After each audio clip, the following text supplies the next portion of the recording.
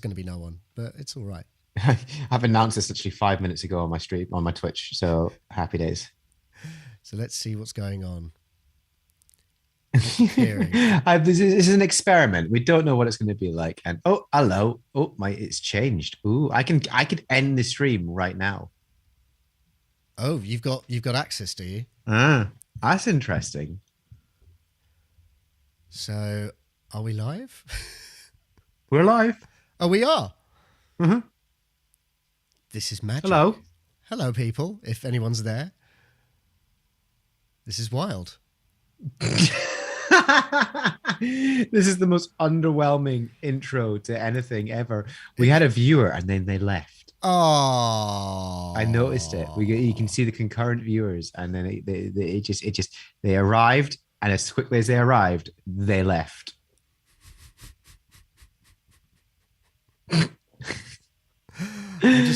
I can't. Hold on. Can I see it on this computer? Oh, I can see it. Oh, yes, I can. I can see that there is a live stream occurring. Uh-huh.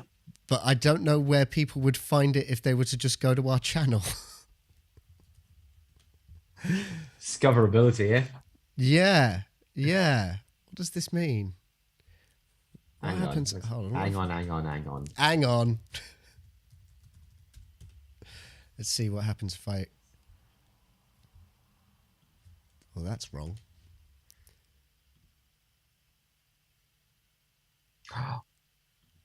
What's happening? Oh, yes, Nothing. There it is. Live stream. Yeah. Got it. Hey, Dave Bradshaw, DC Bradshaw, you're here. Hello, DC Bradshaw.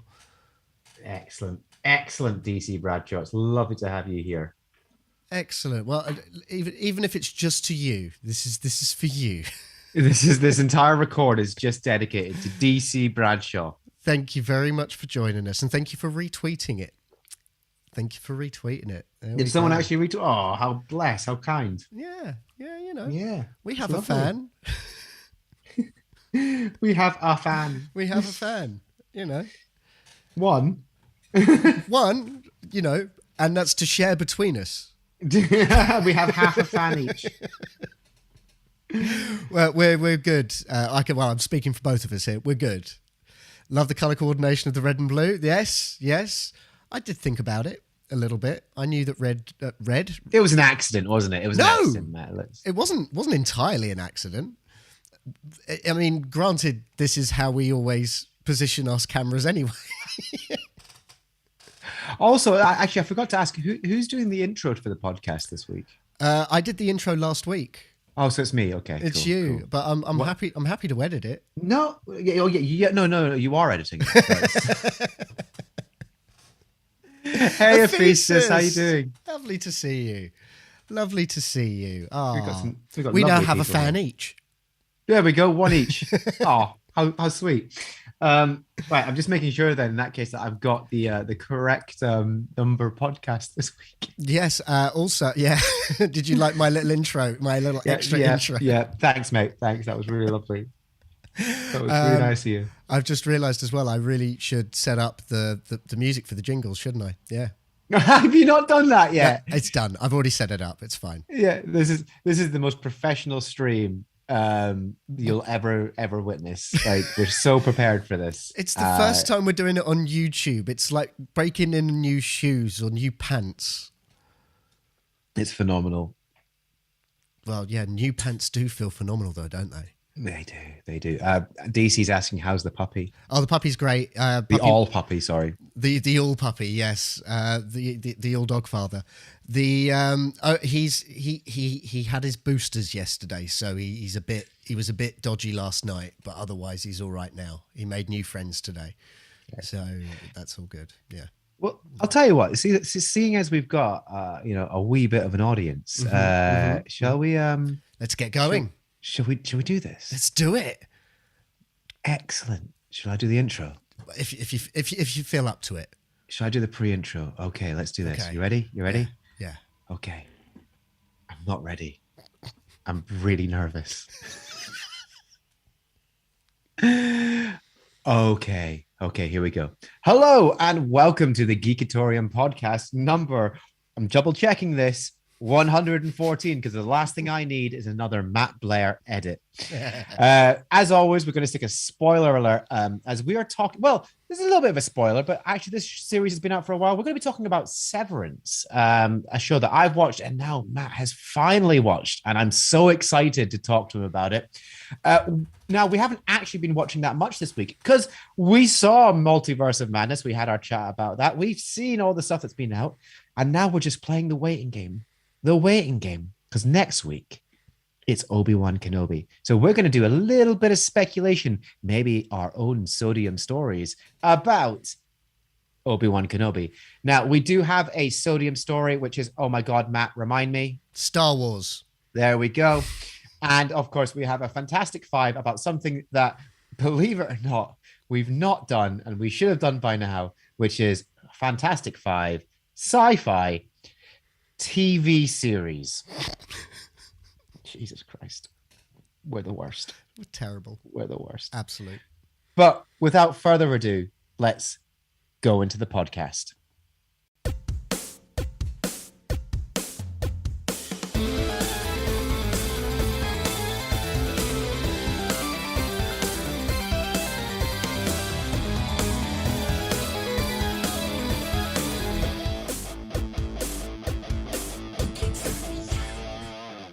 This is the most professional we've ever been.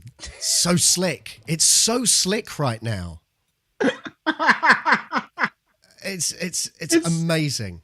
I say professional. It's it's dripping with sarcasm. Like dripping with sarcasm. But what fun. What fun. How are you, buddy? I'm all right. Yeah, I'm good. I've got a big birthday coming up. I've got a big birthday coming up, and I feel like 21, yeah, 21. But I think it's thank you. Someone actually did say to me the other day, I thought you were 27. I wanted to marry that man. Oh, but he no. But when you got a big birthday coming up, you usually buy a present for yourself, don't you? You buy a present for You're yourself. allowed to do that? Yeah. I do it frequently. But yeah, I Every birthday's a big birthday for you. Yes. No, but it's a pretty big one. And I feel like I'm preempting my midlife crisis. And I have purchased. Have you bought something big, shiny, and red? Exactly that. And it's kind of phallic looking as well. Yeah, you know. But I bought a new guitar. It hasn't arrived yet. And it's not 100% mine because I'm having to do it via finance. But I dread to ask how much it is. No, I won't say. It's four figures, isn't it? Suffice to say that I talked about this on my stream recently. And I have gone for a more expensive model than the one I talked about on the stream. Is this the guitar that, that time we were driving down the street singing Bohemian Rhapsody, you stopped at the guitar shop and you went, "It will be mine." Oh, yes, it will be mine. In some respects, yes. Because I have sent you, I think I sent you a picture a while ago going like, I want it. I want this. Yep. I want this so badly. Okay. So yeah, it's coming tomorrow. So fingers crossed. Oh, dude. And when's your birthday? In a month. You couldn't even wait a month. No, absolutely not. Once I got it inside my head, I was like, I can do this. If I organise the finances. I'm an adult. Right way, I have adult things. Yeah. I have adult money, which means I can do this. If I want ice cream for dinner, I'm going to have ice cream for dinner. If I want a big shiny red guitar, then I'm going to have the big shiny red guitar. Mate, I'm happy for you. Thank you very, very much. But on the flip side, I'm a little annoyed with something. What are you a little bit annoyed with? Just the internet and just general fandom. Wait, it's taking you this long to be annoyed with that? Oh, no. I've been annoyed about this. This is something I've thought about for a while, that when it comes to films and everything these days, it's like sports. like people go on about sport, like sporting figures and ratings and just statistics and all of these things that really, when it comes to a movie, is kind of pointless, or a TV show, it's kind of pointless. And I'm talking about like ratings and reviews and box office gross, and all of these things are now being brought in like that's the competition of film, where films shouldn't really be in competition with each other anyway. Because it's art. Art isn't competitive. It's a fucking ridiculous concept to make art competitive. And box office gross is one thing, but there's a new thing that seems to be driving the internet wild over the last like year or so, and it's really picked up pace over this weekend. Stranger Things is coming out next week. We talked about this. They've released the runtime of the episodes. Now, some of the episodes are about 75 minutes long. And then like the first 7 episodes, and then there's a break for like a month, and then 2 episodes. But the last 2 episodes are like an hour and 40 minutes apiece. Right. Essentially movies. Yeah, but that's yeah. But it's but the internet's gone crazy, and it's, if you're going to sit there and you're going to binge half a season of Stranger Things, or as some people do, the whole season, and you have the gall to complain about an episode that's an hour and a half long, fuck off. Like, it's just ridiculous. Like, why are you complaining? You're getting everything you want. And then on the flip side of this, it's not flip side, on the same side, really, Thor, Love and Thunder have released the runtime, and they've said it's going to be an hour and 55 minutes. Right. That's a reasonable length for a movie. Yeah, I thought most movies are around the 2-hour mark. Yeah, so. that's a reasonable length for a movie. Oh, no, yeah. I've seen comments saying, well, I'm not going to bother seeing it in the cinema then. If I'm going to part with my cash, I may as well wait for Disney Plus if it's going to be that short. That short? Yeah. Now, because of things like Endgame and, dare I say, Zack Snyder's Justice League, people in the superhero fandom and comic book movie fandom, if it's not 3 hours long, it's not long enough now. But that's just... It's so absurd. I'm about to say that's what she said line, but longer doesn't necessarily mean better. Yeah, exactly. Exactly. In it's fact, the substance of it that counts. In fact, I bet you if you ask most women, they would say length doesn't mean anything. I don't know. I feel Peter Andre feels differently after the headlines of the last week or so. What a poor man. I don't. Yeah, poor I'm with you, mate. I'm with you. About Peter Andre, I'm with you. Oh, dude. Oh, dear. Yeah, so that's something that's really winding me up. It's like, why do we care this much about how long the film is before the film's even come out and we've seen it and judged it? People are going, well, it's going to be shit now. It's nowhere near long enough. You haven't seen it. Yeah. You haven't seen it. Yeah. I'm at a loss with fandom at the moment. Just at a complete loss with people's priorities. I'm using the internet for something right now. Hang on a second. Let's have use that internet. Show it who's Here boss. We go. So 1 hour and 55 minutes, yeah? Yeah. Okay, which is only 10 minutes shorter than Jurassic Park. There you go. Okay. Is Jurassic Park a terrible movie? Fuck no. Okay, here we go. How about another geek favorite? Here we go. Okay. 1 hour 55. Yeah. With a runtime of 1 hour 56, we have Back to the Future. See? And there's so much going on in that film. There's so much going on in that film. And here we go. Just to top it all up. At 2 hours and 6 minutes, so once again, only 10 minutes more than Thor, Love and Thunder, we have the first Iron Man film. There you go. So, yeah, there you go, mate. Do you feel better now? I feel a little better that I've managed to get it off my chest, but the thing is, the internet's still going to be there. This is very true. This is very true. Make it go away. Unfortunately, we unleashed something that we can never get rid of. Put it back in the box. We can. We can't.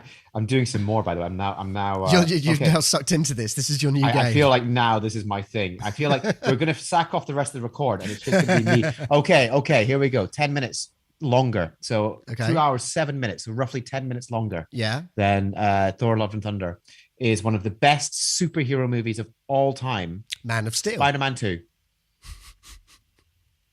Oh my God. Thank you so much. Now the podcast record is over.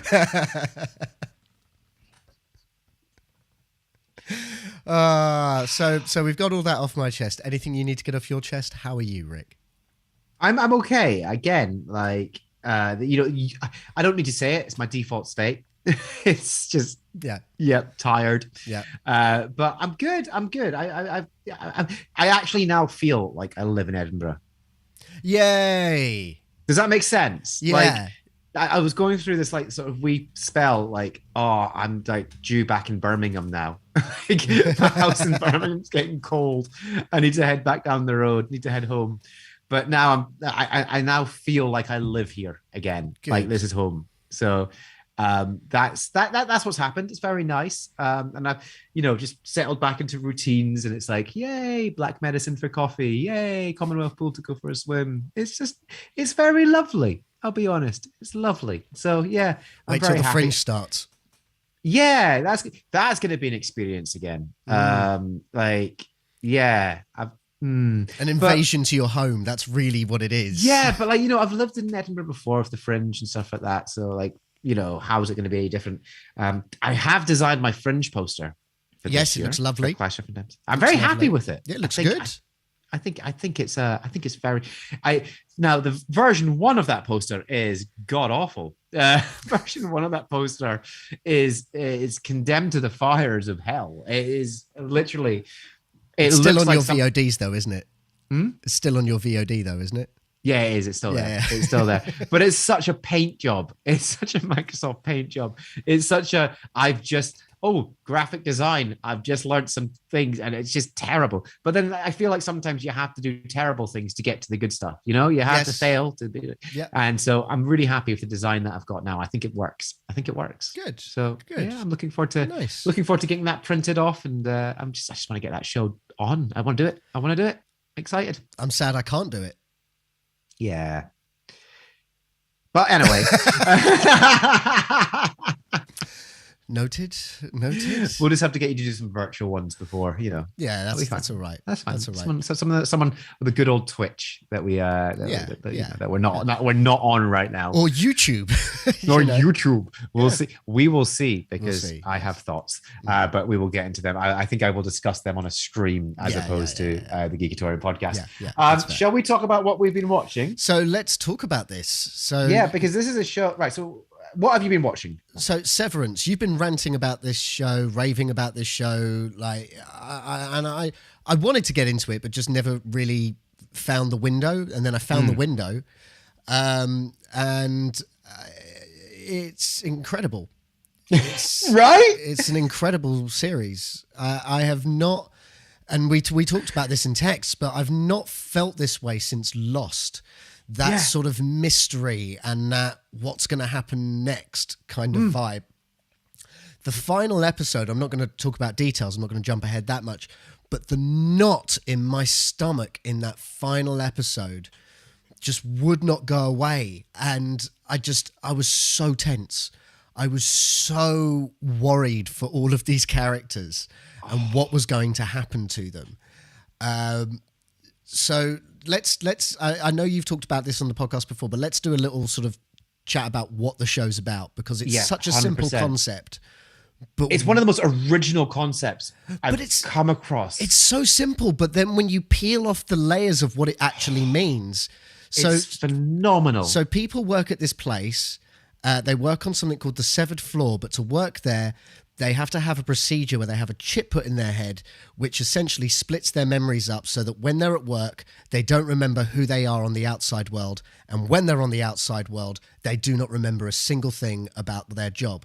Now, simple thing, because you just think, oh, that's pretty straightforward. But then you break it down as, well, the people that are working there are essentially trapped. They never leave the building. Yeah. And that's fucked up on its own. And then, of course, if they quit, that person is literally kind of dead because they are a separate person entirely. Yeah. So it becomes more fucked up as you actually really think about. When you start breaking it down, it's like horrific. It's like, really, but it's so well done. And it's Ben Stiller. Yeah. It's from his. It's pretty much. I won't say it's solely his creation, but it's he directs the first few episodes and he's a producer. Yeah. And like it's incredible. As you say, it's such a simple concept, such a simple idea on the surface of it. But yeah, as you start breaking down the layers, as the story unfolds, you realize how horrifying everything is. And I think like what I really liked about it as well, though, is just like how much the stuff they showed on the outside and the inside and how they related to each other without you realizing.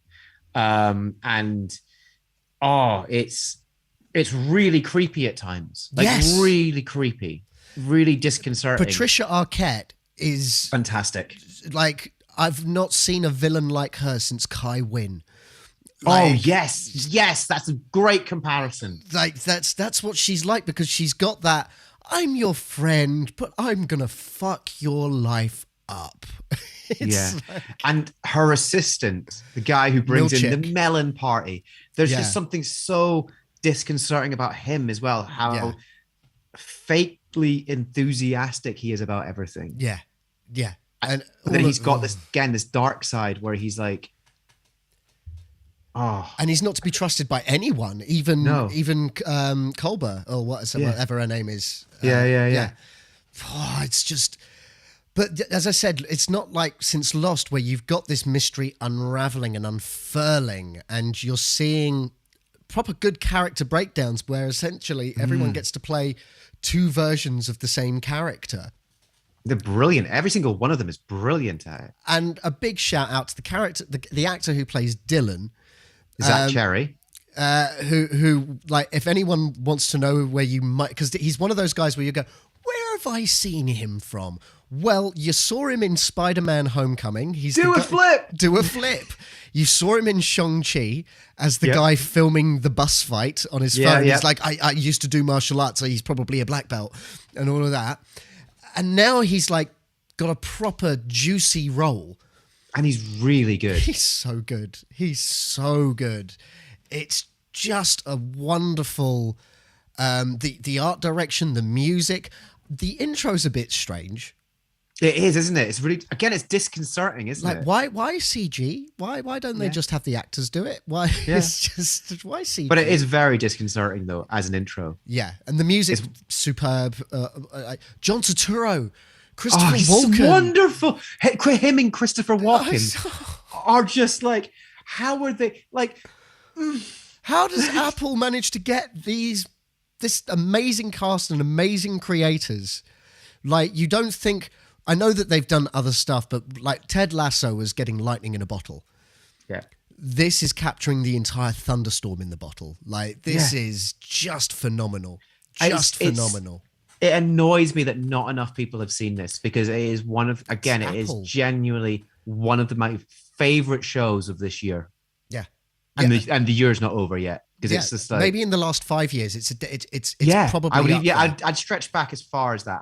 I mean, as I said, you've said it already, and we said it in text to each other as well, and I've said it to you before.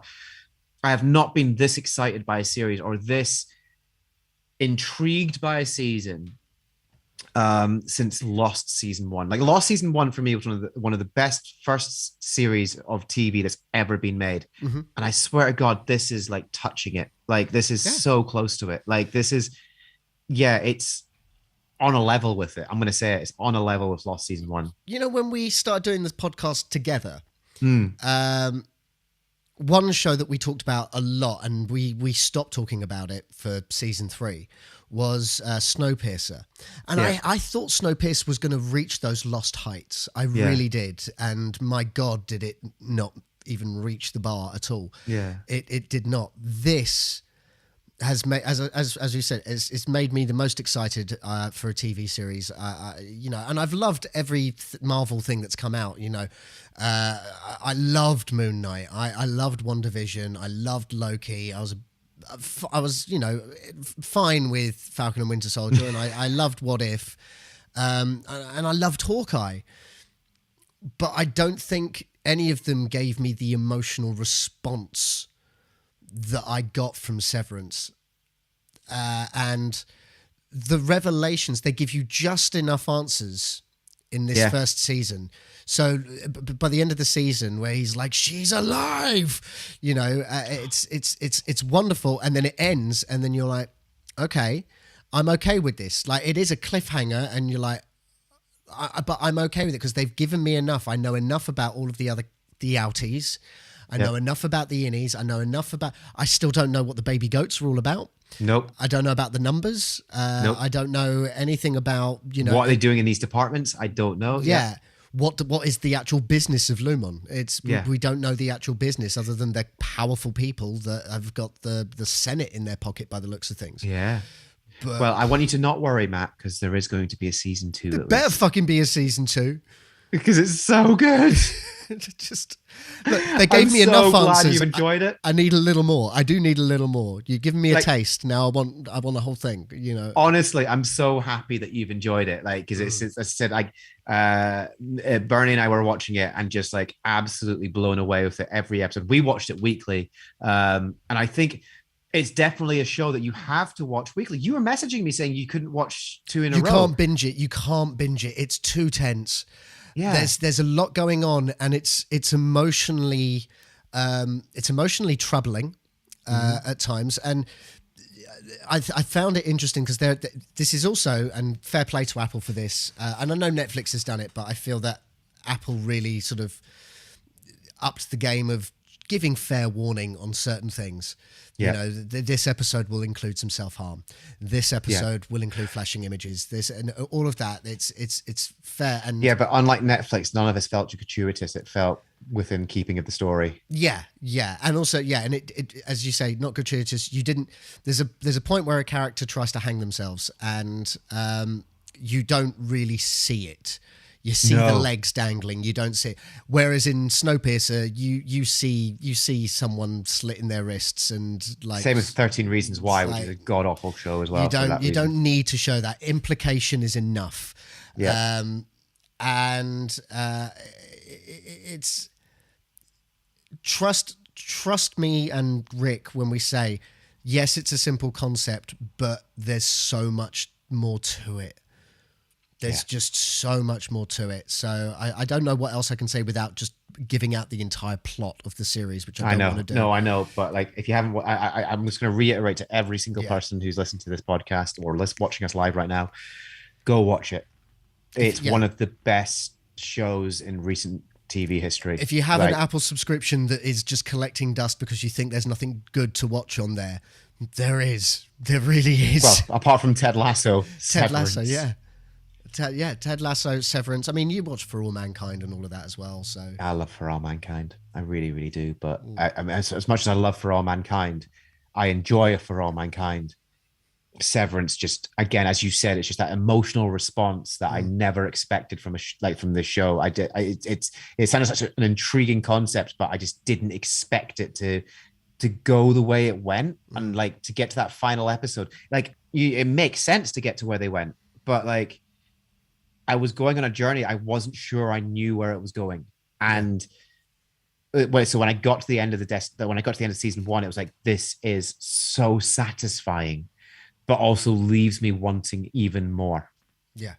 100%. So, Severance for anybody, just please watch it. It's so good. So good. Please do. Have our viewers been watching it? DC Bradshaw has said that The Long Way Up is worth it as well on Apple TV Plus. Not on a level of some of the others, but worth it. It is. Long Way Up is brilliant. If you haven't watched that yet. No, not watched that. It's really good. It's really interesting. Too much to watch, to be honest. Yeah. Do you know it's really funny with Apple TV Plus? Because like when it first launched, it had like 4 shows and that was it. And it like but like over the last couple of years, like now it's now gotten to a stage where I'm not got time to watch everything that's on Apple TV Plus. Yeah. Whereas when it first came out, I watched everything, and now I have to pick what there is to watch. And we're now at the stage of Apple TV Plus where there's stuff where I go, that's not for me. I'm not interested in that. So like, there's a new show with Tom Hiddleston that I'm just like, nah, I'm okay. It's pure drama. Not really interested. Yeah, same. So, I would agree with that. Although I should probably watch Foundation, shouldn't I? you need to watch Foundation. Okay, I should probably watch Foundation's good. Okay, Foundation's very, very fine, good. I'll watch Foundation. But yeah, if anyone, let us know in the chat if you've watched Severance or if we have piqued your interest and you would like to start watching it, because you should start watching. Check out the trailer for it. The trailer doesn't give too much away and gives you a good sort of idea of the tone of the show, because it's got a lot of comedic actors that aren't doing comedy. Yeah, Adam Scott, John Turturro for a start, just looking at. Also, by the way, just to hark back to your little rant, your little complaint, Ephesus says Superman 2, the Richard Donner cut, is 1 hour 56. See, there we go. There you go. Ephesus says hasn't seen it, but it sounds very intriguing. Ephesus, I think you'd love it. Yeah. I think anyone would love it. Anyone who's anyone who's into sort of sci-fi, but with not too much sci-fi. Not too much sci-fi. But just an intriguing story, a mystery, a good mystery. This is it. DC, still need to watch Severance. Got some leave coming soon with the 2-year-old nursery during the day, so I now have something to do. Do it. Severance is fantastic. Do it. Just turn the little one's head away. Certain bits. No, the little one's in nursery. We're all good. All good. Right. Okay. Yeah. Fine. So DC, really recommend it. So go for it. Excellent. So we talk about upcoming stuff. So you want some speculation? Let's do it. Should we do some speculation? We're going to talk about what we're expecting from Obi-Wan Kenobi. If it doesn't open up with "Hello there," I am done with the whole series. I will stop watching it straight away. That's fair, to be honest. That's I totally. Or shall I do a Patton Oswalt Parks and Recreation filibuster speech right now? But what I expect from an Obi-Wan, we open up on the twin suns of Tatooine. But the camera pans down to the empty pits of the Sarlacc. Strangely, though, like he was pretty much spot on with what happened in Book of Boba Fett. I'm fairly certain. They did that on purpose. The writers of Boba Fett did that deliberately. Well, what else was he going to do?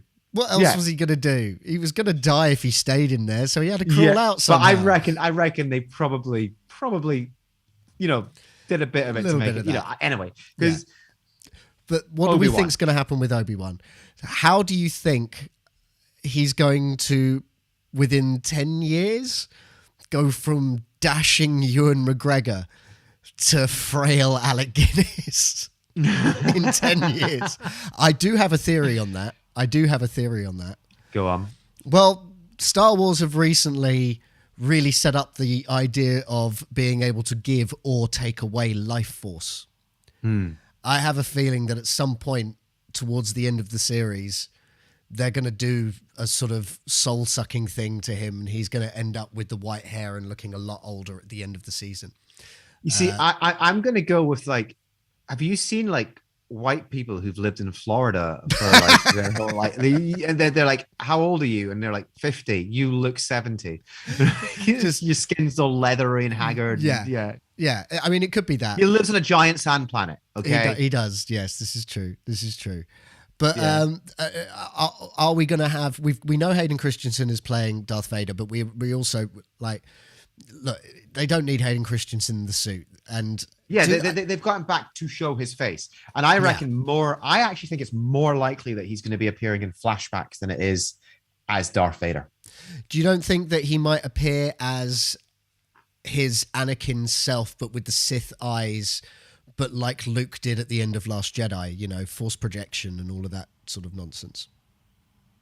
Maybe.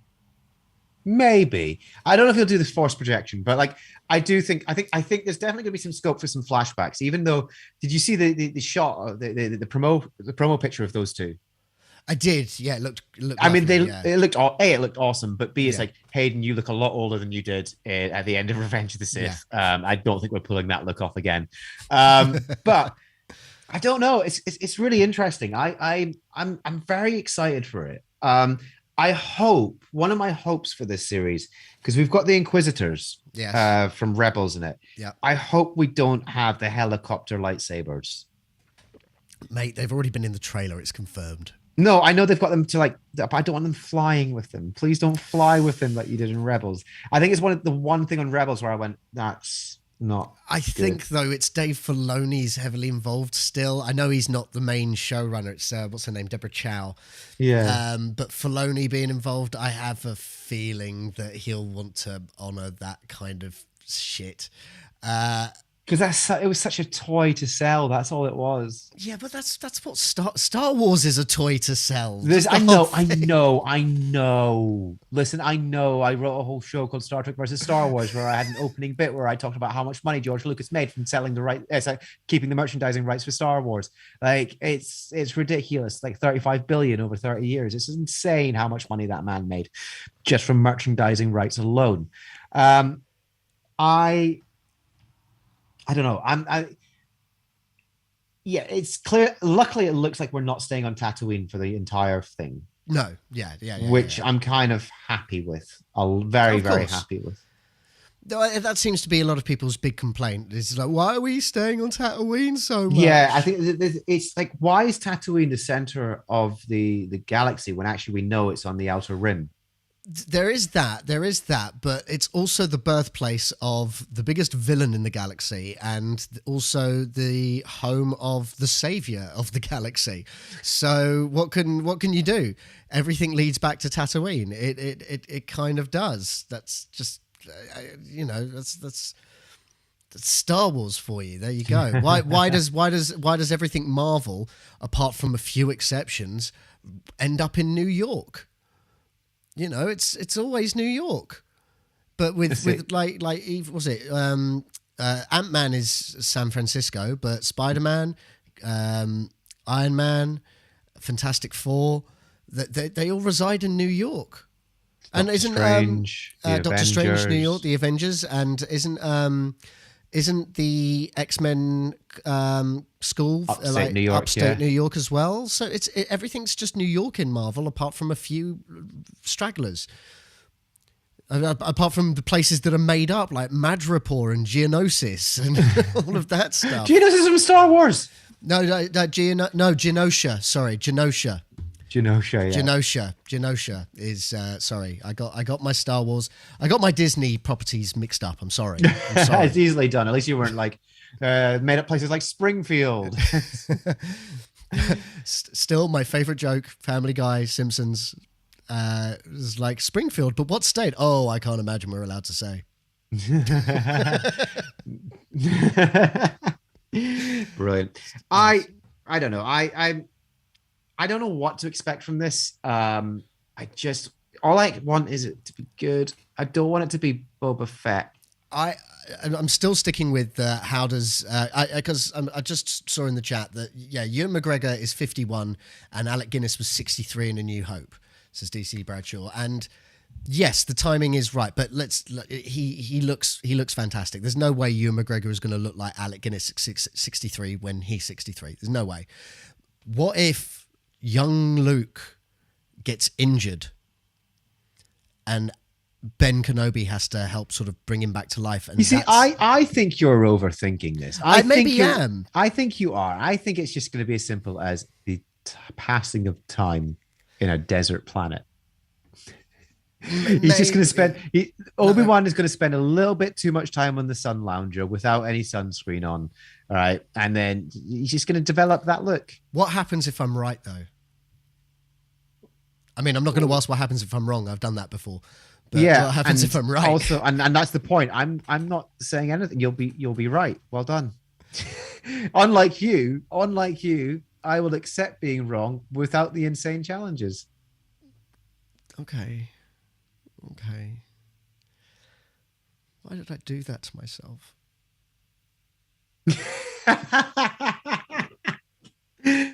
Let's see what people are saying. DC, we're lucky he doesn't turn into the Tiger King. Can you imagine Obi-Wan Kenobi the dying Tiger King? I mean, I wouldn't mind seeing that. That'd be quite fun. That would have been a brilliant part of Order 66. Just Obi-Wan Kenobi sort of just standing in the Jedi Temple, all in ruins. He's sort of saying, I will not financially recover from this.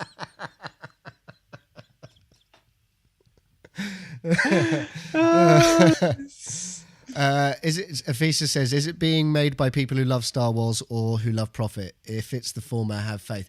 I think it's A little bit of column A, a little bit of column B. Yeah, I think it's being made by people who love Star Wars. Here's something that's been in the news recently regarding Star Wars and the failure of Solo. Did you hear about that? No. So Kathleen Kennedy said that the reason why Solo failed is it's something that's like, we're never going to do it again. We're never going to recast an OG character because that's the failure of Solo. That is not the failure of Solo. Alden Ehrenreich did a fine job as Solo, and that was not the problem. The problem was that there was a big fan backlash with Last Jedi, and then you released the movie too soon. They should not have released it 6 months after that. They should have released it at Christmas. It should have been a Star Wars film at Christmas, and they should have given a nice year for everyone to calm the fuck down.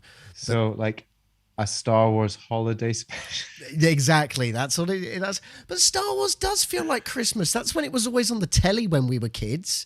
It's like I just always sort of associate Star Wars with Christmas and all of that. But Solo didn't fail because of the casting. No. I think Solo's decent. It's actually one of those that gets better on every rewatch. I think it's fun. I think it's a lot of fun. I think it gets a bad rap. Yeah. That is the hill I'm willing to die on. The only bad thing about that movie, is how he got his last name. That's the only bad thing about that movie. Yes. I prefer that film. If you were to take the newer films, all the newer films that came out. So if we talk sequels and those two films, Rogue One, Solo. Yeah. For me, it goes in terms of like how good, the order of them.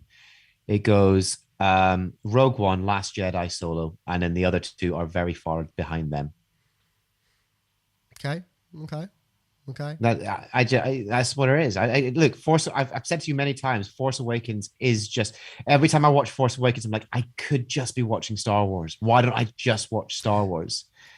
I like Force Awakens, but it's kind of like, and pardon the crudeness of this analogy, but it's kind of like sitting on your hand before you play with yourself, because it feels the same, but it also feels like someone else is doing it.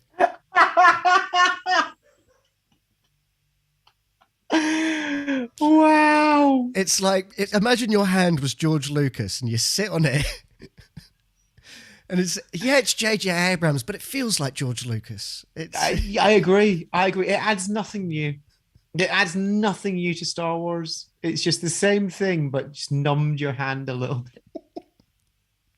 It's the same technique.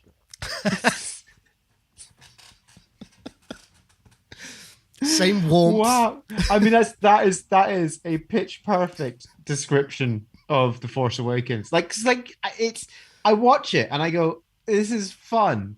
And then I get the feeling back in my hand and I go, oh, but it's just me. Yeah.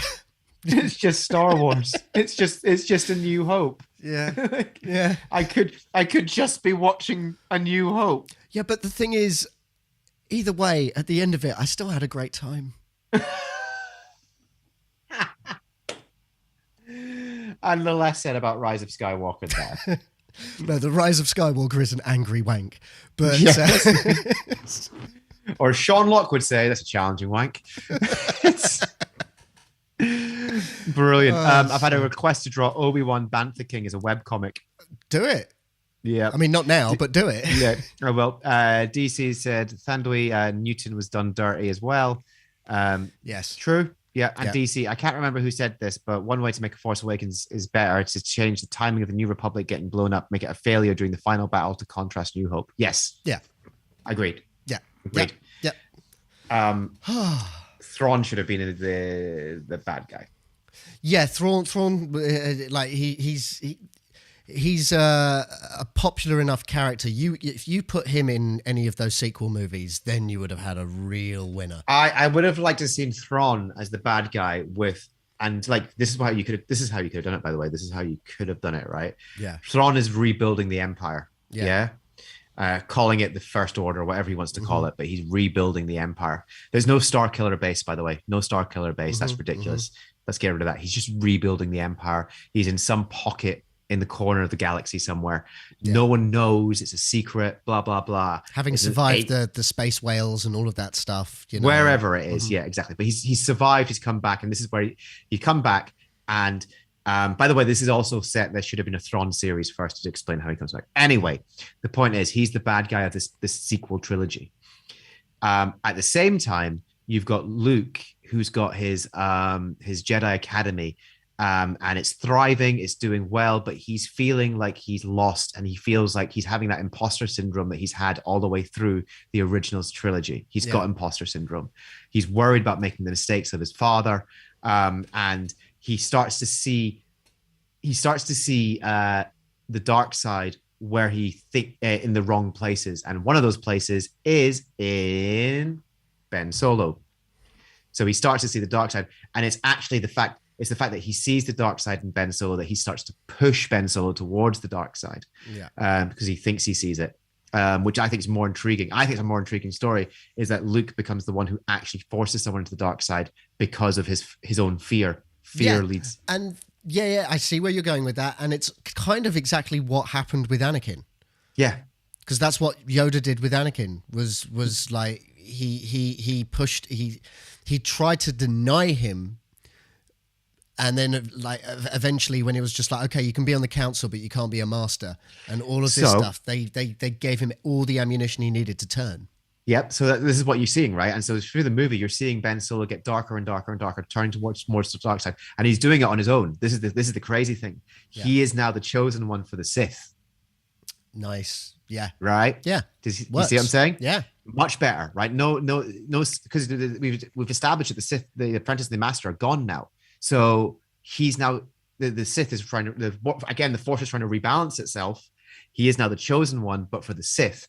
So we see the movie. He's getting darker and darker. Thrawn comes out of hiding and tries to attack the Republic, New Republic, and he fails. Right, he fails the first time. The end of the first movie, he's actually limping away because of a horrific defeat. You think he's actually going to win, but he gets defeated at the last moment by Luke Skywalker or someone else stepping in.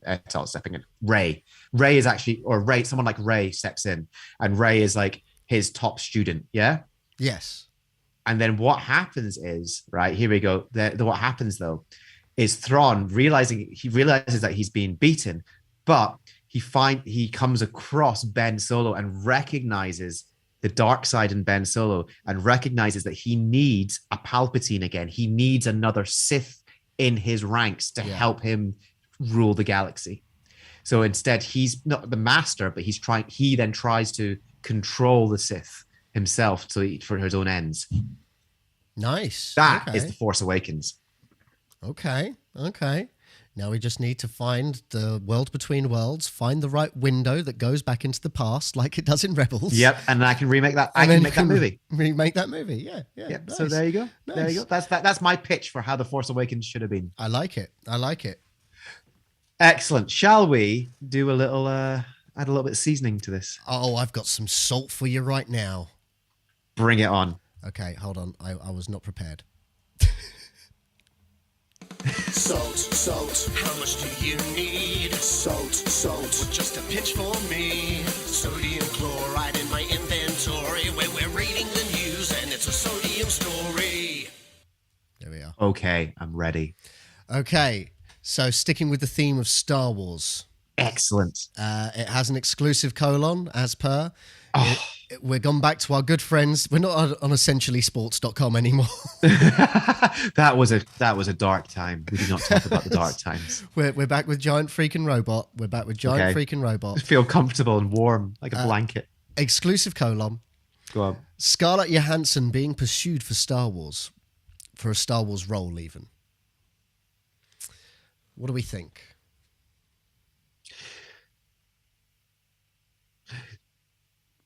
Do you know one of the things I actually quite like about Star Wars? And I will say I will give the sequels credit where credit's due. they never tend to go for the big, massive actors. No, you are absolutely right. And So, arguably, apart from the original cast coming back to the sequels, arguably the biggest the biggest actor that was cast in the sequels was Oscar Isaac. Arguably speaking. yeah, I mean, biggest being, you know, Do you know what I mean? Like the one that was probably more known most than anyone else. seasoned, I'd probably say. Yes, yeah. Most seasoned actor. Maybe Adam Driver. He done a little bit. The other thing though is like when you take something like Rogue One, a lot of people that you may have seen in other stuff before, but then you've got Forrest Whitaker. But again, all of the big names tend to play much smaller roles. Richard E. Grant played a very small role. And also if you look back as well on the prequels, the same thing. If you think about like Ewan McGregor wasn't a big actor when he took on, like he'd had Trainspotting. He'd had Trainspotting and Shallow Grave. Yep.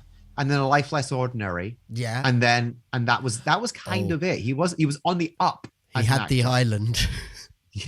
Fuck off, I like The Island. It's so bad. It's great. And also has Scarlett Johansson in it. And there you go. Right.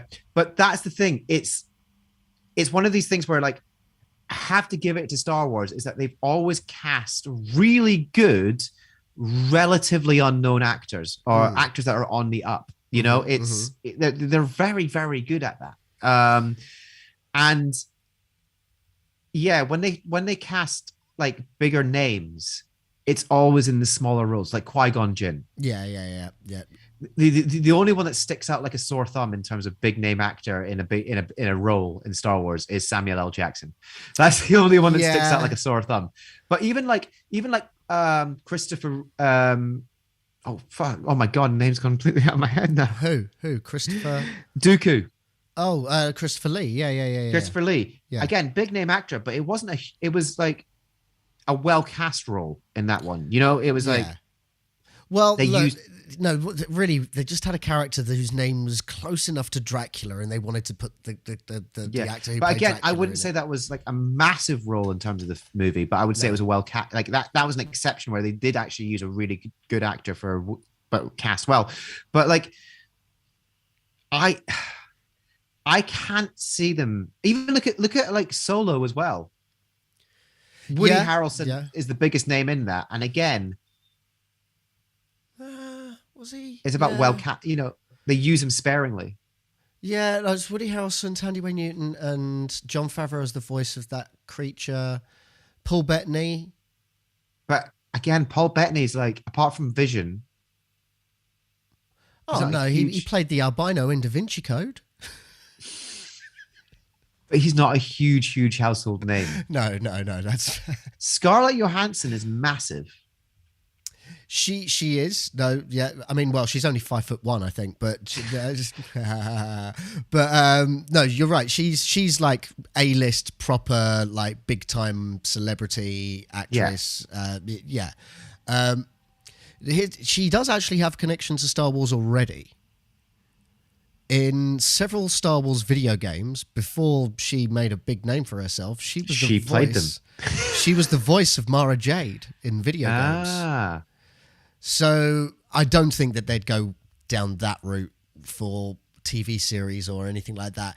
This is more saying that they want her for a film, so not a series, not a Disney Plus show. This is saying that they're heavily targeting her for a film. Whether this is Rian Johnson's film, that's been put on hold. That's been put on hold because he's extremely busy, and they are probably still licking their wounds over the reception of The Last Jedi that I'm sure they thought was going to be the biggest hit, and it did not go the way they wanted it to do. It's a fine film. It's an absolutely fine film. It's not a fine film. It's a good film.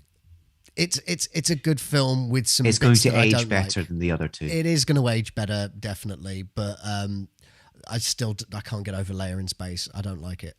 And it really does affect me. It affects the whole movie somewhat to that point. But I like the rest of it. But it could be that it's the film that's going to be made by Taika Waititi. So I'm okay with that.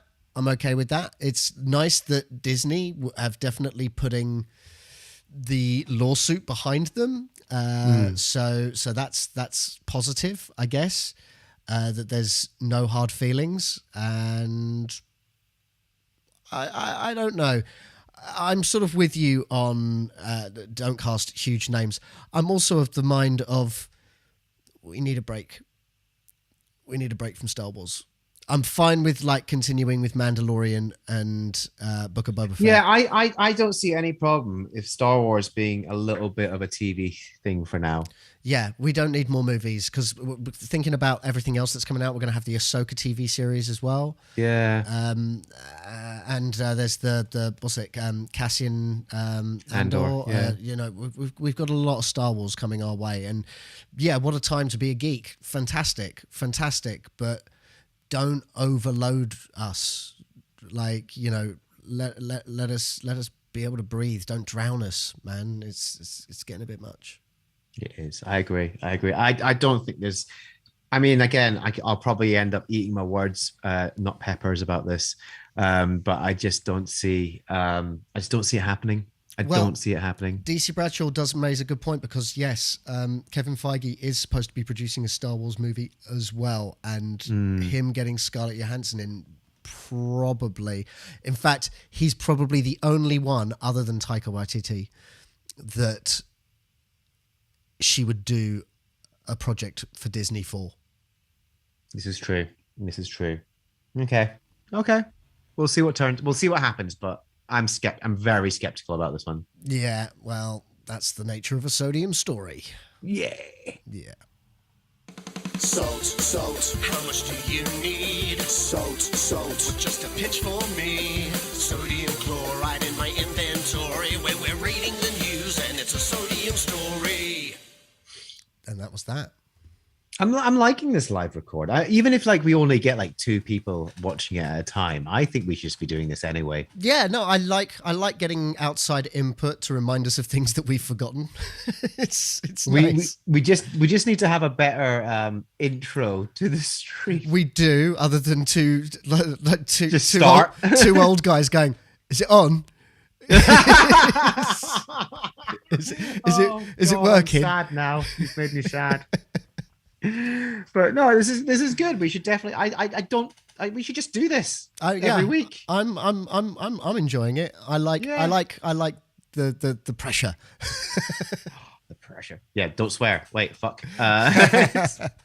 Oh, we've been demonetized now on a channel that we have no money being made on. I would laugh so hard if we got a copyright strike because of your music. That would be the funniest thing. You've just reminded me to send that report. Just to flag that. Brilliant. Shall we do the thing that we should have done a long time ago? Yes, this is embarrassing. Do it. When your brain is in a twist, cause you've got to make a list of the best things of all time, or the worst things we can find. It's a fair and fabulous, phenomenal, fantastic 5. I would have rocked this shit out of those backing vocals. Well, one day you will. So one day we'll do the whole show live. We'll just have a drum kit and a guitar at the side where in between bits, you and I will just jump on. I'll be on the drums. You'll be on the guitar, just doing the whole thing. Can I play my new guitar? Yes. It's all you want, isn't it? Why isn't it here yet? Why isn't it here yet? Shall we explain what this is? Well, we kind of already did, but let's cast our minds back to the very first podcast recording that you and me did together during the pandemic. Yep. It's still going, but when lockdown was going on, and we just randomly talked about this article that had ranked sci-fi movies, so we decided to rank our own sci-fi movies. And since then, we decided to do a Fantastic Five every week, which is lovely. It's so good. So great that we were able to do that. And we would sometimes really stress about, what are we going to rank this week? And at no point have we actually thought, well, we ranked sci-fi movies. Why don't we rank sci-fi TV shows? Until I sent you a text 3 days ago. And here we are. Here we are. This is it. Yeah. This is it. We finally did it. Crazy son of a bitch, you did it. He didn't think about whether you... We were thinking so hard about whether or not we could do something. We didn't stop to think we should. Oh, no, we should. We should have done this. We should have done this. Shall we do this? Yes. Shall I start? I believe. Go yes. on then. Yeah, I'll start this. So this actually got me, season 3 of this show got me through the first lockdown. But it is season 1, season 2, and season 3 of this show. And there is a season 4 trailer that's just come out. And even though this show's not finished, it's still going. So this could maybe knock it off the list because it could end up being pretty shit. But Westworld is one of the greatest science fiction shows that has come out in the last while, because it's got that mystery of Lost, but it's got that hard sci-fi element. But the fact that each season out of the 3 is so different, that season 1 is just quite straightforward, but you don't quite realize there's 2 timelines being shown to you. And then season 2, again, feels like you're watching, but then it turns out it is 2 different timelines, but it feels like they're all happening at the same time, but it's really not. And it's a brain melter. It's an utter brain melter. And then season 3 takes you out of the comfort zone of the confines of Westworld and shows you what the world of that, like the whole world, looks like now. And I think it's just fascinating. The performances are incredibly strong. It's not too gory, especially as it's to do with robots, but I just think it's one of the greatest, and a cracking theme tune as well. But yeah, it's just one of the greatest sci-fi shows of the last 10 years, definitely. Cool. I still haven't watched it and I need to. You do. You'd love it. You'd love it. Excellent. Okay. Tell me your number 5, sir. My number 5 is the most recent of the shows that I've been watching. I've spoken about it on this podcast many times, and I called the season 2 finale one of the greatest hours of TV that I've ever watched. It's For All Mankind. Okay. It's fantastic. It's a great series. You know, that whole sort of idea of what if Russians made it to the moon first? What if the space race never ended? And they take it to extremes. And the season 3 trailer dropped recently, and I'm so excited. They're going to Mars in the 90s. Yeah, just to Mars. Yeah, it's so good. I'm so excited for this 3rd season. And I just think it's such a great show. And again, like you say, like like you say for Westworld, the performances are all really, really strong. It's so well cast, and the writing's really good. And it's a show that's like, it's not afraid to take its time. And it can be frustrating to watch because you're like, oh my God, it's taking its time. But when it all pays off, it pays off in spades. But what do you expect from Ron Moore? Like, that's what he does. It's what he does best. And yeah, it's a phenomenal series. So yeah, For All Mankind. Love it. There you go. Nice. What's your number 4? My number 4 is a sci-fi show that really isn't talked about enough in the geek culture. I feel it's a bit forgotten, and it upsets me a little bit, to the point where I really would like to just rewatch and binge the whole thing, and that's Fringe. I loved Fringe. Did you ever watch Fringe? I did not. Oh, mate, it's so good. It was the creators, so it was Bob Orsi and Alex Kurtzman. They were riding on the success of Star Trek 2009, and they got working with J.J. Abrams and created this wild show about fringe science, and it then delves into parallel universes, but not multiple. It wasn't like multiverse. It was like there was a universe A and a universe 1. It was really like that. The only sort of thing that made me cringe was there was a character called Olivia, and the Olivia from the parallel universe, they called her Faux Livia, and that kind of bugged me a little bit. I thought that was a bit too much. But anyway, It's got what's it? Joshua Jackson in all his pacey glory. John Noble as his dad, who's one of the funniest crazy scientists you'll ever see. Lance Reddick, and just the cast is incredible.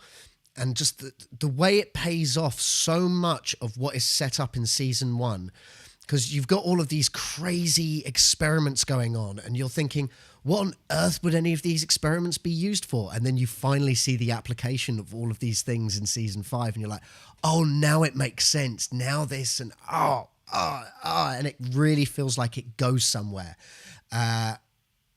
Do watch Fringe. I can't really explain it without giving loads away, but it's just fascinating, funny, and just great sci-fi.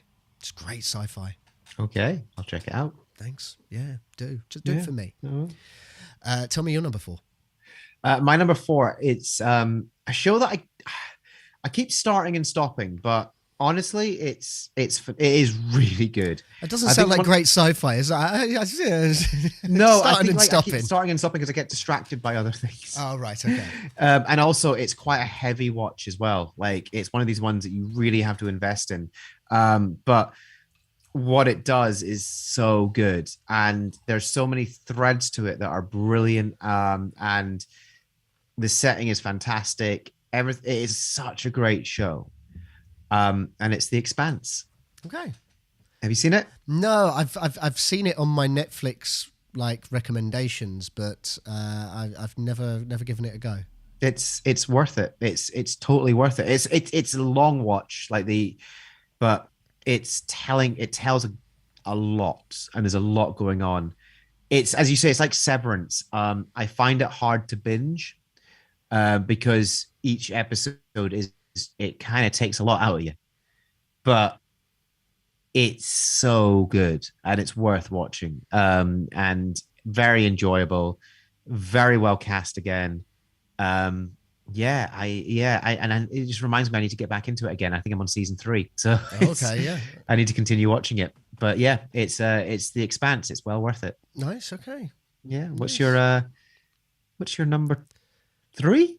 It's my number 3. My number 3. We've touched on this show already. We've touched on it a few times on this podcast, but I'm one of those people that I liked the ending, and I liked where this show ended up going. I liked the direction it went, and that show is Lost.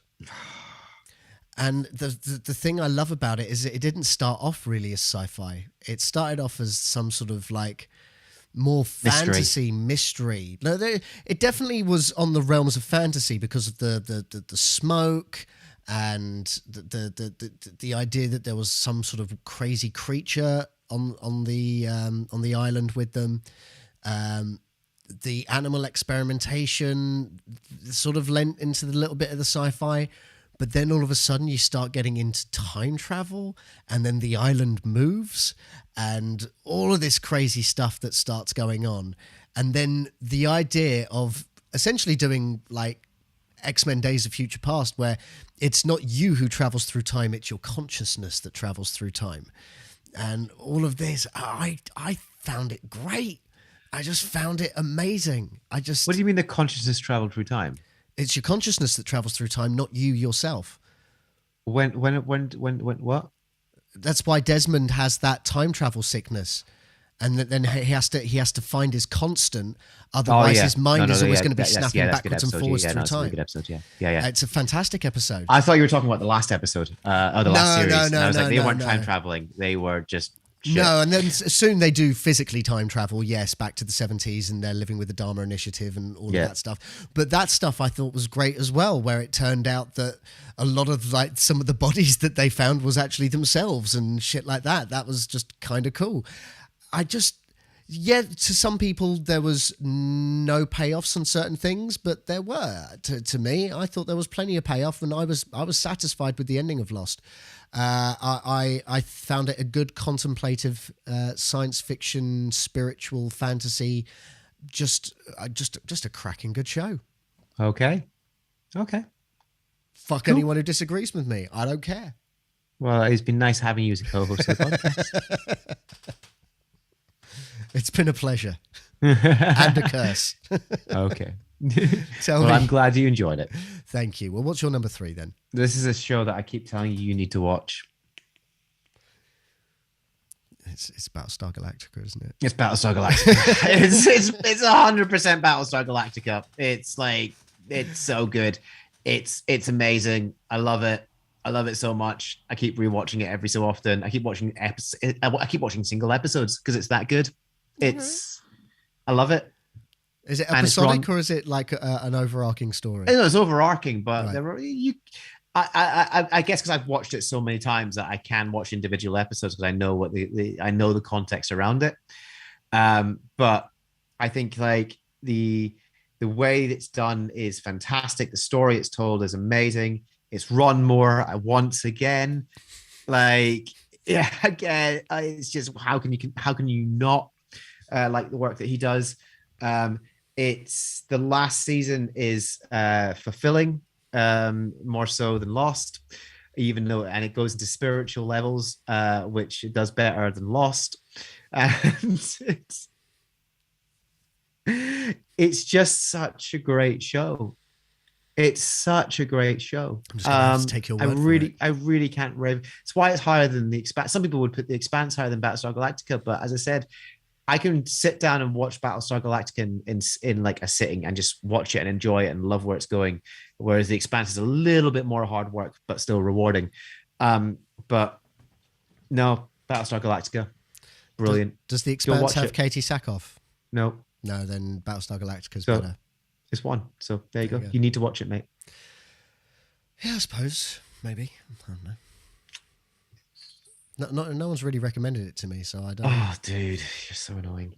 What's your number 2?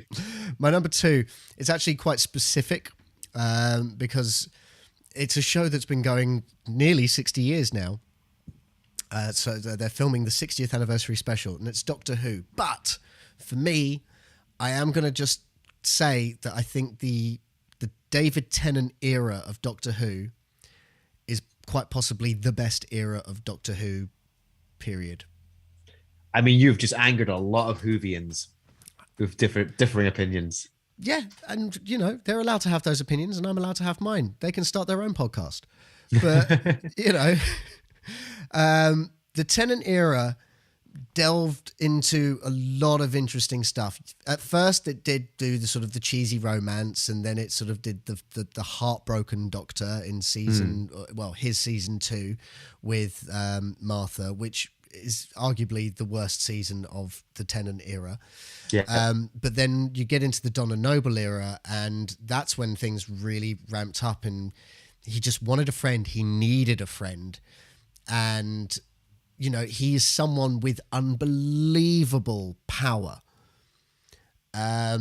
And they really play on that.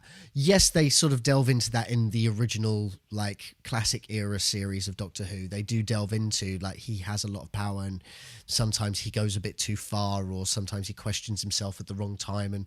But Tennant, he played it almost Shakespearean. Like, Tennant's era is kind of, in some respects to me, the Jean-Luc Picard era of Star Trek. And it was very much of, like, you know, to the point of, I don't use guns, but his final episode, he solves the problem using a gun, but without shooting a person. And that's, you know, it's all very Doctor Who, but also very moral-driven science fiction. And I think that shone best with David Tennant, especially because David Tennant, more so than Matt Smith's Doctor, David Tennant's character sometimes got it wrong. And they would show you the ramifications of when he gets it wrong. Like, he knows that there's people that's going to die, but he goes, fuck it, I'm going to save them. But in the end, they realize that they were supposed to die. They kill themselves, and he has to live with that. And that's fucked up, that kind of stuff. And that's the kind of science fiction I like, that kind of conundrum. And I think that shone best in that era of Doctor Who, personally. Good show. It's hard to disagree with you on that one. Yeah, thanks. No, it's genuinely good. I would say I've got a very soft spot for Eccleston. Yes, me too. But the season with the episode with the what are they called, the Slitheen from Raxacoricofallapatorius, I could do with less farting aliens in my sci-fi. I could do. This is true, but Dr. Dances is exceptional. Yes, of course. Dr. Dances is brilliant, and all of that, and also just that final thing with the Daleks in the Chris Eccleston. Yes, brilliant. But that's one season. And I'm talking all of the seasons of David Tennant. That arc for that character, spot on science fiction. Cool. Good shout. Love it. Yeah. Love it. Okay, so your number 2. My number 2 is one that you probably thought I would put at number 1. Mm. And it is, one of my favorite series of all time. Mm-hmm. Mm-hmm. It's Star Trek: The Next Generation. Okay. Strap it It's in. fantastic. It's the Star Trek I can return to any day and night and watch over and over again. It's phenomenal. It's the last Star Trek to have that truly episodic format, because Deep Space Nine moves into the overarching episodes towards the end of the end of its run, and Voyager does have standalone episodes, but again, you still need the background of what's going on in Voyager, because the whole thing is like trying to get home. Yeah, exactly. So and then Enterprise is Enterprise. But like, I just think what was great about TNG is every episode reset, and they would go have a new question that they had to answer, and those questions were really challenging, and like they really if you look at like Darmok, the episode Darmok is one of my favorite episodes. It's about communication. Like, on the surface of it, 2 captains who can't communicate land on a planet. One they get attacked by alien. Yeah. But it's so much more about that. It is about communication. It's about being open to communication. It's about being open to talking. It's about the fact that we could come across aliens and others who there's no way that we could find a way to communicate in a standard form. That we've got to think outside the box and we've got to cooperate. It's amazing. Episodes like The Inner Light, which tackles just so good. What a story! What an amazing story The Inner Light is. What an amazing story it is. What an amazing concept it is. The idea that you could live another man's life in a short space of time, and all of those experiences fundamentally change who you are. It's a wonderful show that does wonderful things like that. And I think, and it even does more mundane things and even more fun things like Data's Day. Like, it's just a fantastic show that is that took what the original series did and just really standing on the shoulders of giants. And I will say this, because without the original series, we wouldn't have all of Star Trek. But TNG really defined Star Trek for what it is now. So yeah, it's my number 2. Doesn't sound like a number 2, does it? It doesn't. No. But it is. No, I'm gonna strap in for your number 1 when it comes around. Then, okay. What's your number 1? Well, it's kind of interesting because you kind of touched on it a little bit, because without this, you wouldn't have had The Next Generation, and that is the original series. Now, I haven't put this here because it's one of my favorite shows of all time, because it's not. But I have to acknowledge that really, without Star Trek, the original series, a lot of the modern science fiction that we're talking about right now would not exist. And the reason why it probably seems cheesy and, it was cheesy, and it did have cheap sets, and it did have over-the-top actors and all of that. But that's kind of what television was like in the 60s. One of the reasons why, when it comes to doing a script, we generally call it a screenplay when it's on TV or film, because at the time, that's what they were. They were screenplays. plays, and that's how those episodes played out. They were like theatre plays. That's the way they performed. They performed with projection. That's why a load of old people these days, when they watch the TV, they go like, I can't understand what the people are saying, because they're used to watching people on TV and film project like they're on stage. No one would do whispers and grunts and all of that. They would, they would bellow.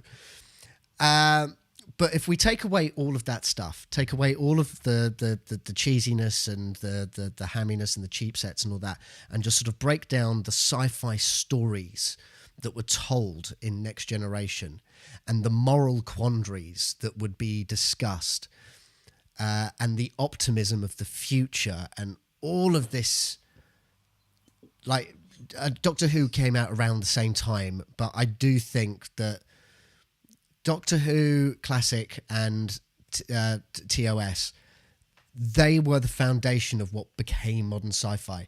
Because sci-fi back then was more to do with like swashbuckling adventures like Flash Gordon and all of that sort of nonsense. Or War of the Worlds. Or War of the Worlds, which, which was good, but it was think pieces that were a little bit too dour. Star Trek added fun into it, and it added the modern flavor of it. And I think fundamentally, I think what Star Trek, the original series, did is that if you look at the examples that you just gave of science fiction of the past, it was these things are something to be feared of. Yes. Whereas Star Trek went, no, these are things that we have to explore. Yeah, we have to find out why. It's not just about the what, it's the why. Yeah. And that's the stuff that really resonates, and that's why it stood the test of time. Listen, I can sit down and I will enjoy watching even Spock's Brain. I will enjoy watching an episode of TOS now, because I'm able to look past that stuff and just try and find the writer and the director and the actor's vision for what they're trying to do.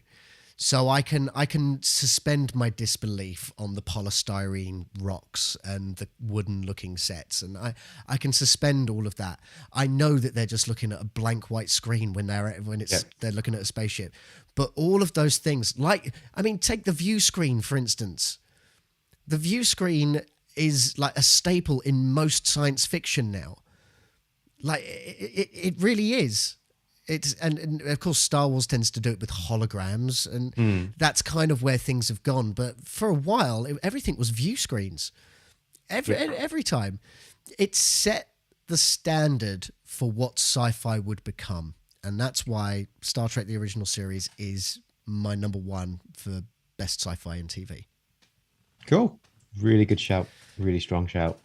Love it. So, well, if that's strong, and TNG was your number two, what the hell is your number one? Okay. I've genuinely forgotten. So this is, well, I changed my list. This is one of the most original shows of all time. Especially when it comes to sci-fi. It takes a well-known thing in science fiction and completely changes the rules. So much so that like other shows then end up taking those rules and playing with them as well, and take some of the ideas from them. It also becomes a fantastic spiritual journey as well. More so than the likes of Lost or even Battlestar Galactica.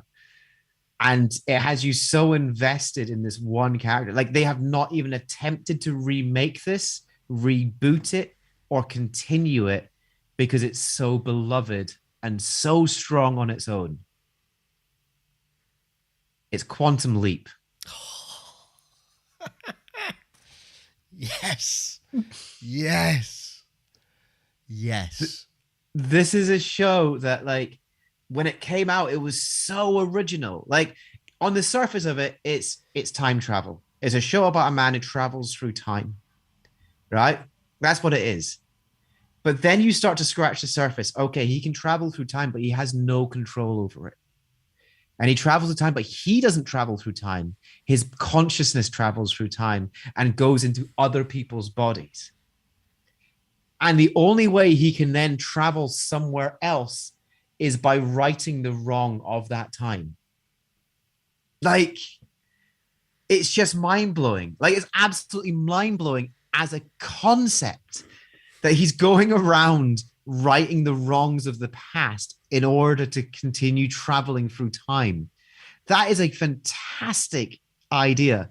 And it then means that they tell, like, not only is it a sci-fi series, it's a historical drama as well, where the characters interact with actual real historical events and influence them. And we learn along the way about all sorts of things. And I just don't think there's nothing been as close to it since. And there was nothing like it before. And it ends on, like, the final season gets spiritual and deep, and we start learning about the nature of why he's leaping and why he's righting these wrongs, and that there's some mysterious force behind it. And so it goes into the realms of the spiritual while still remaining a sci-fi. And I just think, like, as I said it right at the beginning of this, they've never remade it. They've never rebooted it. There's not even like they talk about bringing the original characters back because I know. They released pictures like 2 days ago of, like, the on-set pictures of the reboot. Yeah, I know. But, like, the point is, it's taken this long because it's that good. It is. It's like it's basically Doctor Who, but if the Doctor possessed the people he was saving. Yeah. Yeah. It's more like it's Doctor Who, but Al's the Doctor, and it's the companion that's having to do all the heavy lifting. Exactly. But you know, as well, like, if you read, like, the depth of it as well is amazing. If you go into, like, the books, then you start to read about the side, and they do a couple of episodes. They do an episode about it as well. But, like, the other side, what happens to Sam's body? They mentioned that a couple of times where, like, wasn't it he possessed he took over Elvis, so they loved having Elvis back at the actual lab. Yeah, it's fantastic. And as I say, read some of the books, because there's some really good books that cover the other side of it as well. So no, it's Quantum Leap is one of the greatest sci-fis of all time and remains to this day. It's superb. Oh man, that's what beats TNG. That's you know what? That's fine. It's what Gene Roddenberry would have wanted. But we've been spoiled for sci-fi over the last, like, 30 odd years, 30, 40 years, 50, 60 years. Wow. Man. It's Severance didn't even make the list. No, but we've only had one season. It's got plenty of time to fuck it up. It's very true. It's got plenty good Fantastic Five. Amazing Fantastic Five. When your brain is in a twist, cause you've got to make a list of the best things of all time, or the worst things we can find. It's a fair and fabulous, phenomenal, Fantastic Five. Oh, that was so much fun. This has been a wonderful, wonderful evening. Hasn't it just? Or day, if you're listening to this in the day. Whenever you're listening to this, it's been wonderful. I think we'll definitely keep doing it live. Yes, and definitely on YouTube rather than on Twitch. Now, the advantage as well is that these videos will stay up as well. So if you want to watch it as a video, you can do so. Or if you want to listen as an audio podcast, we will be making it available on all platforms that you can listen to podcasts. But that is the end of the podcast. Yeah, I know. We hope you've enjoyed it. Now, if you are returning to this podcast, if you listened to it before and you're just catching up on the most recent episodes, thank you so much for listening. We really appreciate your continued support. It is amazing. If this is your first time listening to the podcast, welcome. And thank you so much for making it to the end. We hope that you have enjoyed it. There's a couple of things that we do ask if you have enjoyed this podcast, whether you're an old or a new listener. The first thing is make sure you've hit subscribe. So whether that's on our YouTube channel, hit subscribe, or if you are listening to it on, say, Apple Podcasts or Spotify or whatever your platform of choice is, just hit subscribe on there to make sure you get the latest episodes to your device. Now, the other things you can do as well is if you've really enjoyed this, why not go ahead to Apple Podcasts and leave us a 5-star review? The more reviews we get, the higher we'll climb up the rankings, the more listeners we'll attract, and that would just be swell. So please do that. And the last thing you can do is tell other people about this podcast. Tell people that you're listening to it. Tell people that you've enjoyed it. Whether you do that in real life or you do it online. Now, Matt, where can they find us online? Well, there's now a new addition to that, because we're now recording these podcasts live every Saturday evening, and we'll be broadcasting them live on YouTube as we're recording. So thank you to the people that have been watching with us this evening as we've been recording. If you would like to be watching the podcast as we record it live, you can do that by going to YouTube and search for The Geekatorium. Find our channel. There's a couple of things you'll need to do. You'll need to hit subscribe, and then the other thing that's be very helpful, not just for us, but also for you, hit the bell icon. Because if you hit the bell icon, then you will get a notification from when the podcast record goes live. So that's something very useful. But in terms of finding the podcast and previous episodes, we post the links on Twitter, Instagram, and Facebook. And I mean, well, we can't post the links on Instagram. Just go to the link in our bio on Instagram. That's how it works there. But we post the links there. And what's helpful is if you hit the retweet button or the share button, that way you can spread the word about the Geekatorium, spread the love, just get the name passed around just so people become a bit more familiar with it. That's the best thing to do. Both Rick and I both stream on Twitch, so you can come and interact with us individually there when we're not doing podcasts. But another thing that you could do to just help us out a little bit is the Patreon. Just subscribe to our Patreon. It's like £1, and it just helps give us a little bit of support. The more people that do that, the better we'll be able to make these podcasts to be. Now that we're going to be doing these live, we need to make intro videos and other little things, and that's just going to take a little bit of time and money. So we're going to need your assistance in order to be able to do that. So we appreciate you, and thank you so much for all the support you've already given. But it really, we can't thank you enough. So yeah, for all of that, just search The Geekatorium. It's right there in the title of this podcast. Take a look. So thanks again for listening, folks, and we'll be back next week. Bye. Bye. And that's the end of the record. There we go. We did it.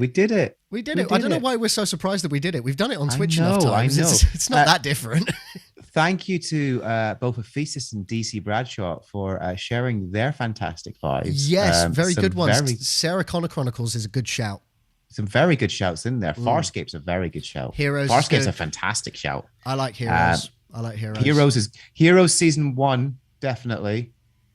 I'm okay with season 2. Hero season 1 is again phenomenal. Chuck, I'm with you on that, DC. I think it actually does have some roots in science fiction. Oh yeah. Yeah. It's definitely sci-fi. Look, I was tempted to put 24 because 24 is kind of science fiction-y. Yeah, but Chuck is there, and Red Dwarf is a great shout. So good shouts from there. James D, you have just made it in time for the end, but thank you very much. We appreciate you being here. Just again, hit the subscribe and the bell if you haven't done so already to make sure that you get alerted when we go live. We're going to make sure that we create like a countdown timer and things like that. We will try. We kind of did this last minute. If we're being completely, we kind of talked about doing it, and then at the very last minute we went, let's just do it. Yeah. So there's a few things that we will work on. The thing is with this, it's going to be an evolution. Like it's starting like this on YouTube, and it's going to be a little haphazard. Look, I can't lie. It's going to be a little haphazard to start with, and then it hopefully with time and experience and age and wisdom, it'll get better. And by the time it's slick, we'll both have grey hair. Excellent. But thank you so much for watching, people, and listening. I think we should call it there. Yeah, I'm going to stop my audio record there. There we go. Yeah, me too. I've done that. And again, good night to all of you. And thank you for watching. We'll see you next week. We'll be doing this again next week. So we'll see you next time next week. Okay.